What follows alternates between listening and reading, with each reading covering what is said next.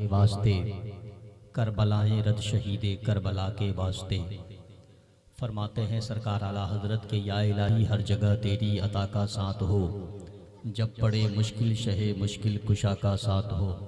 या इलाही भूल जाऊं नज़ा की तकलीफ़ को, या इलाही भूल जाऊं नज़ा की तकलीफ़ को, शादी दीदार हुस्ने मुस्तफ़ा का साथ हो। आमीन आमीन। सरकार मुफ्ती आज़म आलम इस्लाम के वालिद गिरामी अल्लामा नकी अली रज़ा खां के साहबजादे सरकार इमाम अहले सुन्नत इरशाद फरमाते हैं, ज़र्र झड़कर तेरी पैज़ारों के ताजे सर बनते हैं सैयारों के। कैसे आकाओं का बंदा हूँ रज़ा, बोल बाले मेरी सरकारों के।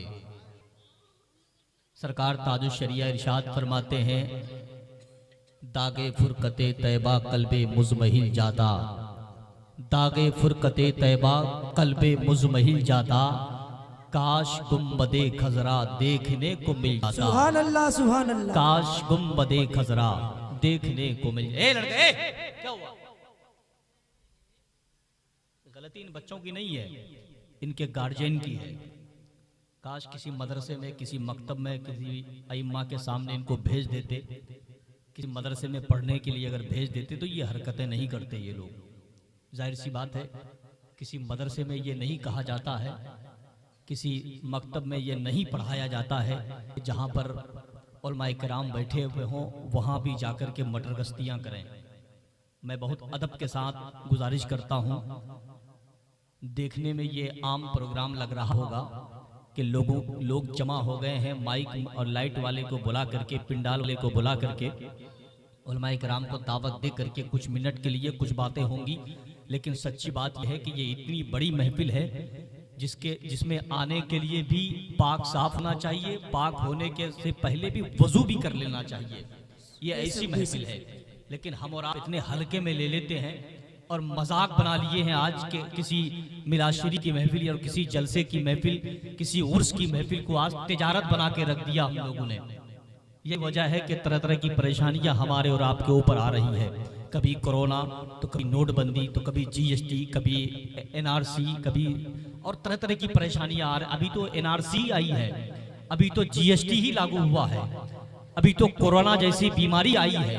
अगर हम अब भी नहीं सुधरे, अपने अइम्मा किराम से मोहब्बत करना अगर नहीं सीखे, तो कोरोना से भी भयानक बीमारियां रखी हुई है, कोरोना से भी भयानक बीमारियां आएगी। जी जी जी। हम लोग इतना आसान समझ लिए हैं जश्न ख्वाजा गरीब नवाज या कोई उर्स की महफिल, किसी अल्लाह के वली के नाम से मंसूब किसी महफिल को इतना आसान समझ लिए हैं। एक पोस्टर छपा लें, उलमाए किराम को दावत दे दें, कुछ लोग जमा हो जाएं, बस हो गया उर्स। ऐसा नहीं है। सोफिया फरमाते हैं, उर्स की महफिल में आने के लिए आदमी का दिल भी साफ होना चाहिए। लेकिन हम लोग हैं कि बाजार में भीड़ लगा के रखते हैं। मैं बहुत अदब के साथ गुजारिश करता हूं, मेरी आवाज अगर बाजार तक पहुंच रही है एक अच्छे साउंड सर्विस के हवाले से, अगर वाकई वो नौजवान जो आने वाले हिंदुस्तान के लिए मुस्तकबिल हैं, मैं अपने उन नौजवान दोस्तों से गुजारिश करता हूं कि अपने तमाम तर जरूरियात से फारिग होकर आप पिंडाल के अंदर आके बैठने की कोशिश करें। वर नहीं तो आपको अगर आपके घर का रास्ता मालूम होगा तो आप घर जा सकते हैं। नहीं चाहिए 50 लाख का मजमा, नहीं चाहिए 1000 का मजमा। दुनिया में जब तक नबी का एक दीवाना रहेगा, नबी की नाखानी होती रहेगी। कोई जरूरी नहीं है कि भीड़ लगाएं आप।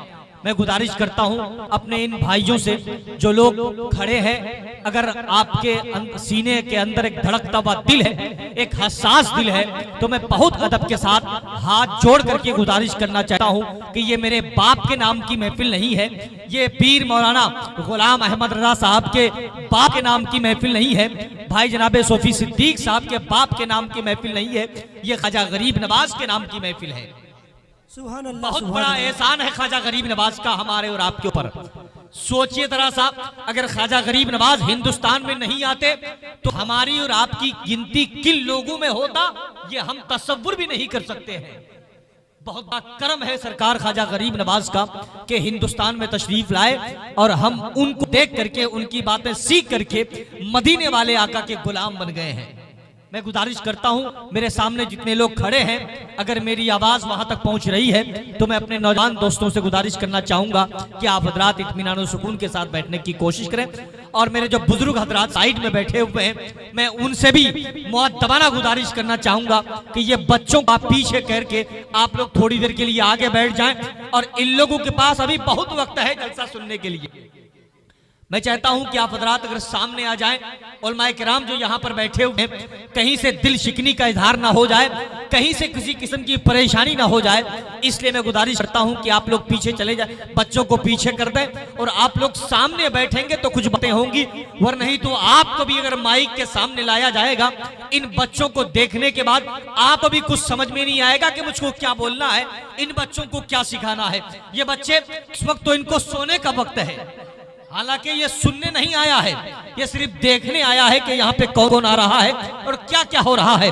सुनने सुनाने का जो माहौल है वो आपके अंदर है। इसलिए मैं बहुत अदब के साथ हाथ जोड़ करके अपने बुजुर्गों से गुजारिश करूंगा, अपने नौजवान दोस्तों से गुजारिश करूंगा कि आप लोग उठ करके सामने आ जाएं, बच्चों को आप लोग पीछे कर दीजिए। मैं आप ही लोगों से कह रहा हूं चाचा, आप ही लोगों से कह रहा हूं, जरा आप लोग इधर आ जाइए। या अल्लाह, मैंने तो नहीं देखा है ऐसा भोज वगैरह में। भोज में अकबर भाई, भोज में ऐसा होता है, कहीं भोज खाने के लिए जाइए, अगर बच्चा पहले से कुर्सी पे बैठा हो तो उसको हम उठा के साइड कर देते हैं। क्यों? वहां खाने पीने का मामला है। लेकिन कोई नबी की महफिल अगर सजाई जाए, हमारे नौजवानों को बुलाओ, बुजुर्गों को बुलाओ, आने के लिए तैयार नहीं हो रहा है। ये बहुत बड़ा अलमिया है हमारे और आपके लिए, यही इस्लाम है। बच्चों को पीछे करिए और नौजवानों को, हमारे बुजुर्गों को सामने लाइए, तब ना कोई बात होगी। अब बच्चों को आप सामने बैठा दिए।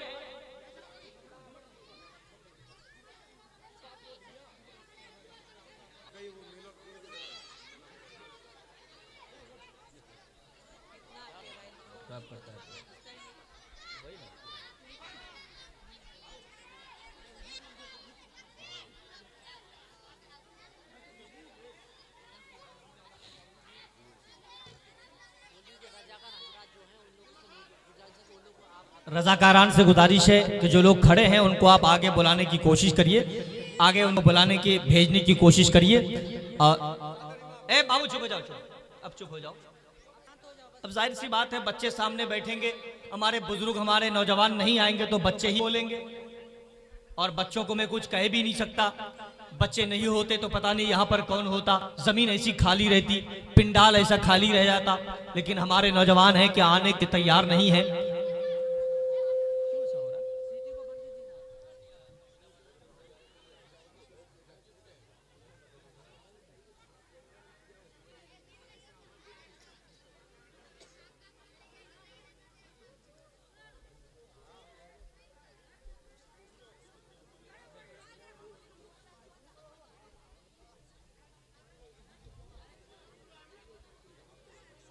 भाई जितने लोग रास्ते पे खड़े हैं वो लोग क्यों नहीं आ रहे हैं?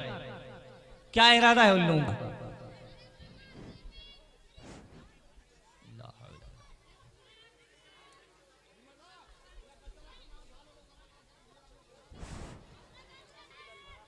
चाचा फूफा के छे ने तुमसा उखना से देख हजरत बोलो तो तुमसा सुनाई नहीं हो क्या की है ईसा ओसे फोटो नहीं है अपनो अपना भाषलात को मुना तुमसा का ना हाथे उठे आने बैठा हमको या अल्लाह इतना इखान इतना बढ़िया पिंडाल जो सजाइस कारत न सजाइस इला छालारत ने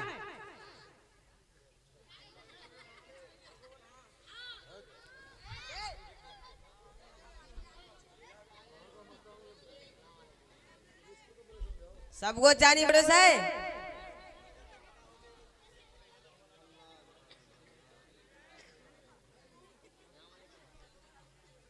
वो लोग नहीं आ रहे हैं, छोड़ दीजिए, कोई बात नहीं है। उनका दिल चाहेगा तो आएगा, वरना नहीं तो कोई बात नहीं है। और ये मेरे बाप की महफिल नहीं है कि मैं उनसे अरीजा पेश करूंगा बार बार कि आप नहीं आएंगे तो ऐसा होगा। वो लोग ये ना समझें कि मेरे जाने से जलसा कामयाब होगा, ऐसा नहीं है। जिस दिन उर्स की तारीख तय होती है ना, उसी दिन उर्स कामयाब हो जाता है।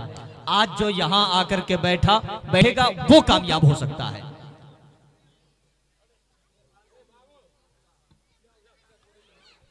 छोड़ दीजिए, रहने दीजिए। जिनको जहां अच्छा लगे बैठ जाइए, और नहीं भी अच्छा लगे तो आप घर जा सकते हैं।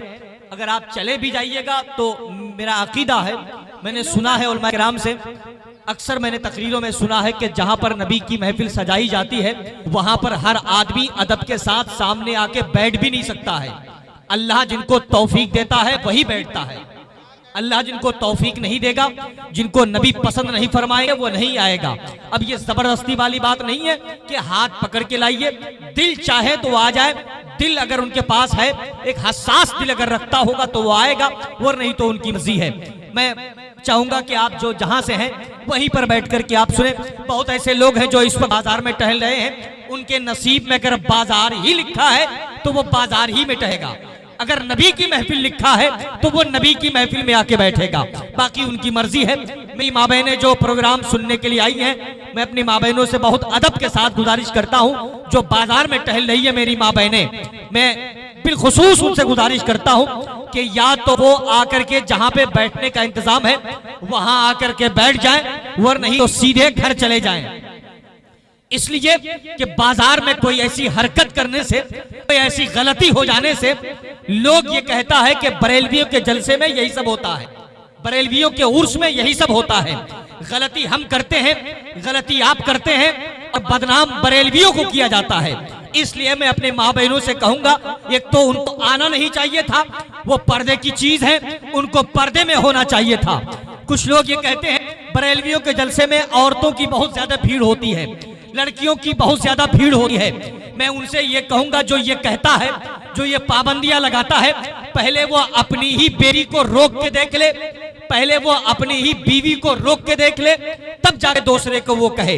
मैं बहुत अदब के साथ अपनी माँ बहनों से कहूंगा, अगर आप उर्स की महफिल में फैजाने ख्वाजा गरीब नवाज से अपने आप को मालामाल करने के इरादे से आई हैं, तो मैं गुजारिश करता हूं कि आकर के बैठ जाए जहां पे कमेटी वालों ने आपके लिए बैठने का इंतजाम किया है, और नहीं तो आप घर चले जाइए।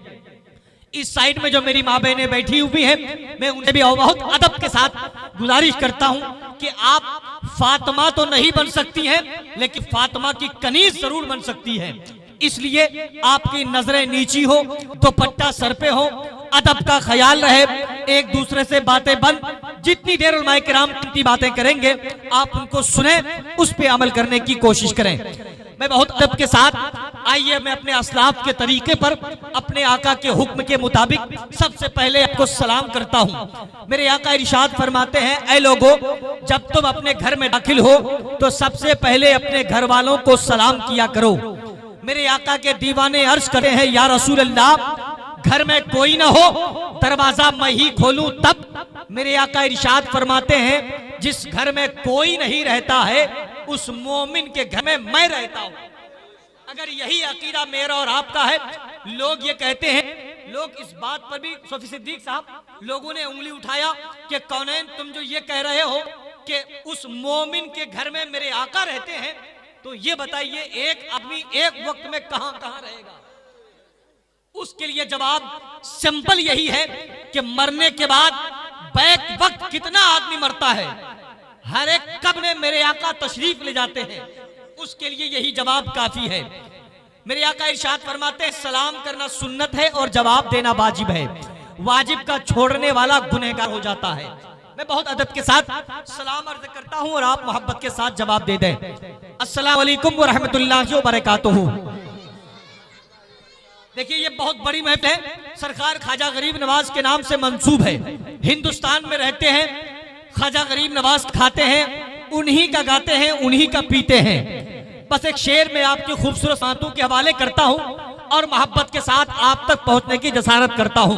मिंबर नूर पे भाई जनाब अकबर साहब, जनाब भाई असगर साहिबान, हजरत हकीम आजम साहब, हजरत अल्लामा व मौलाना ज़हीरुद्दीन साहब किबला, हजरत सोफी बासफा जनाब सोफी सिद्दीक साहब किबला अल्हम्दुलिल्लाह तशरीफ फरमा है। और डीएस चैनल के हवाले से, और ये आप जान लीजिए, मुझको लगता है कि पहली बार ये ऐसा हो रहा है यहाँ पर, इससे पहले ऐसा नहीं हुआ था।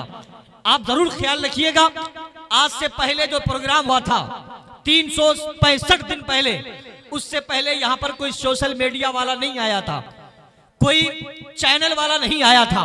लेकिन आज ये DS परवाना, जो दिलकश परवाना के नाम से पूरी दुनिया जिनको आज जानती है, उनके हवाले से आज दुनिया के 200 से ज्यादा मुल्क में आप दिखाए जा रहे हैं।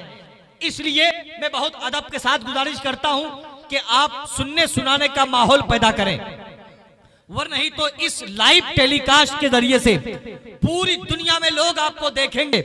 देखने के बाद क्या कहेंगे कि बिशनपुर के पास एक जगह है कदमगाछी, वहां के लोग नबी की नात सुनने के लिए महफिल सजाई थी, लेकिन सुनने का तरीका नहीं था।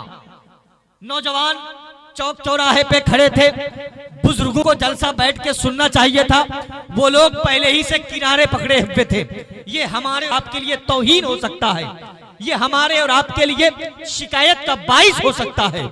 इसमें गुजारिश करता हूं कि इसका भी आप ख्याल रखें, जहां पे बोलने का मौका मिले आप वहां पर बोले, और नहीं तो इत्मीनान और सुकून के साथ आप बैठे रहें। इजाजत है एक शेर पढ़ दिया जाए, मोहब्बत के साथ हाथों को उठा के एक मर्तबा कहिए सुभान अल्लाह। भाई जनाब साबिर परवाना साहब की जो हिंदुस्तान का एक बहुत बड़ा लहजा है, इस वक्त करोड़ों नौजवानों के दिलों में हुकूमत कर रहा है, वो भी यहाँ पर बैठे हुए हैं, इनको गवाह बनाता हूँ और एक शेर आपके खूबसूरत समातों के हवाले करता हूँ मोहब्बत के साथ, आप इसको सुन लें और सुनने के बाद हर आदमी बोलेगा सुभान अल्लाह। दरे रसूल का नक्शा ध्यान में रखिए, बस अच्छा शेर होगा, सुनने के बाद अच्छे लोग सुभान अल्लाह कहेंगे, बकिया कुछ भी करें कोई मर्जी नहीं है, कोई जरूरी नहीं है कि हर आदमी सुभान अल्लाह कहे। नबी की नात, नबी के शान में जो शेर पढ़ा जाए हर आदमी को अच्छा नहीं लगता है।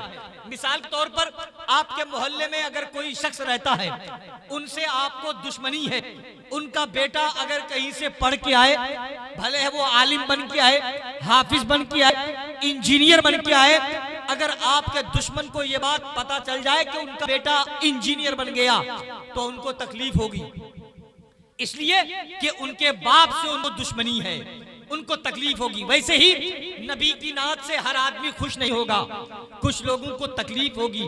तकलीफ जिनको होगी उनका नाम उनके उन फहरिस्त में होगा जिस फहरिस्त में अबू जहल का नाम होगा। आप अच्छे बैठे हुए हैं, मोहब्बत के साथ शेर समाप्त कर लें। दरे रसूल का नक्शा ध्यान में रखिए, सजा के अत्र जरा अत्र दान में रखिए। के हवाले से मोहब्बत के साथ शेर सुन लें कि दरे रसूल का नक्शा ध्यान में रखिए, सजा के अत्र जरा अत्र दान में रखिए। आएंगे फरिश्ते जियारत के लिए हर दिन, आएंगे फरिश्ते जियारत के लिए हर दिन। नबी के शहर का फोटो मकान में रखिए, नबी के शहर का फोटो मकान में रखिए।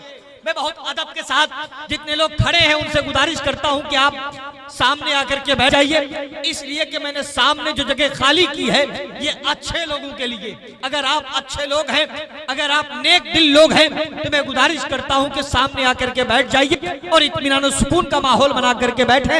इंशाअल्लाह 10:30 बजे से पहले मैं कोशिश करूंगा कि प्रोग्राम खत्म हो जाए, फिर आपकी मर्जी होगी कि आप इस प्रोग्राम को किधर लेना चाहेंगे। लेकिन इस वक्त एक मिलाद शरीफ की महफिल में हम और आप बैठे हुए हैं, एक उर्स की महफिल में बैठे हुए हैं, इसलिए मैं बहुत अदब के साथ गुजारिश करता हूं कि आप अपने सरों पे टोपी या रुमाल रख लीजिए, ताकि लगे कि वाकई मुसलमान अपने नबी की बारगाह में ख्याल पेश करने के इरादे से बैठा हुआ है। वक्त बहुत कम है, मैं बड़ी तेजी के साथ ना तो मनकबत के पाकीज़ा कलाम लेकर जो अपनी मखमली आवाज के हवाले से हिंदुस्तान के जलसों के पैदावार में इजाफा किए हुए हैं, जनाब मोहतरम साबिर परवाना साहब किबला के नाम से याद करते हैं। लेकिन मैं चाहता हूं कि उनसे पहले मोहतरम भाई जनाबे दिलकश परवाना, जो DS परवाना चैनल के डायरेक्टर है, मालिक है, मैं उनको आपके हवाले करता हूं। आइए मोहब्बत के साथ नारों से उनका इस्तकबाल कर लीजिए। नारे तकबीर, देखिए नारा बिल्कुल मोहब्बत के साथ और बगैर किसी डर के लगाइए, इसलिए कि नारा लगाना किसी बरेलवी मौलवी की सुन्नत नहीं है, नारा लगाना सहाबाए किराम की सुन्नत है। हजरत ज़ैद बिन अरकम के मकान पर हजरत उमर जिस वक्त ईमान लेके आ रहे थे, उसी वक्त एक सहाबी ने खड़े होकर नारा लगाया था और मेरे आका ने मना नहीं फरमाया था। अगर नाजायज होता तो मेरे आका रोक देते, मना नहीं फरमाया, इसका मतलब है कि नारा लगाना जायज है। अब वही बेटा मोहब्बत के साथ नारे का जवाब देगा जो साहबाए किराम से मोहब्बत करता है। नारे तकबीर, नारे रिसालत, जश्न ख्वाजा गरीब नवाज, यहाँ का सुन्नी जन्नती मुसलमान हजरत दिलकश परवाना साहेब किबला। नारे तकबीर, नारे रिसालत। बस इस ख्याल के साथ के जिसे लश्कर की है ख्वाहिश उसे लश्कर दे दो, जिसे लश्कर की है ख्वाहिश उसे लश्कर दे दो। हम तो करबला वाले हैं, 72 दे दो।